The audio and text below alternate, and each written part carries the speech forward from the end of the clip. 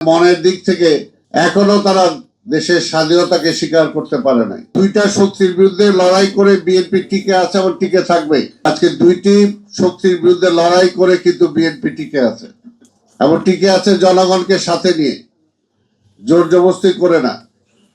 যেহেতু জনগণের কথা বলে বিএনপি, জনগণের অধিকার আদায়ের জন্যই বিএনপি সবসময় সচেষ্ট, সেই কারণে জনগণও কিন্তু বিএনপির পক্ষে আছে।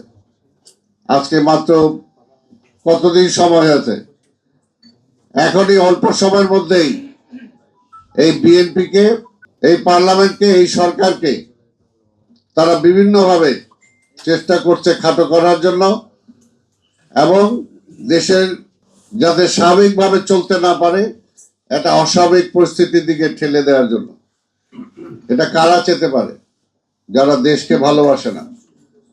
17 বছর একটা ফ্যাসিবাদের বিরুদ্ধে আমরা লড়াই করে আজকে এই পর্যায়ে এসেছি।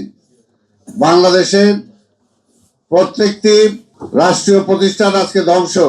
সেই অবস্থায় কখন আমরা রাষ্ট্র ব্যবস্থাকে সহযোগিতা করব যাতে সেই 17 বছরের ছিন্ন ভিন্ন অবস্থা থেকে আমরা একটা ভালো জায়গায় যেতে পারি?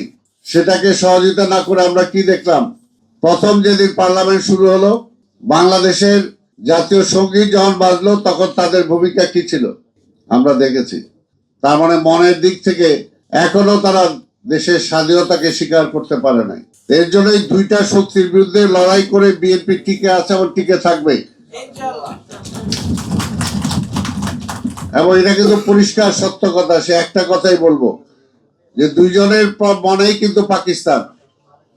বিএনপির মনে পাকিস্তান না, বিএনপির মনে সবার আগে বাংলাদেশ।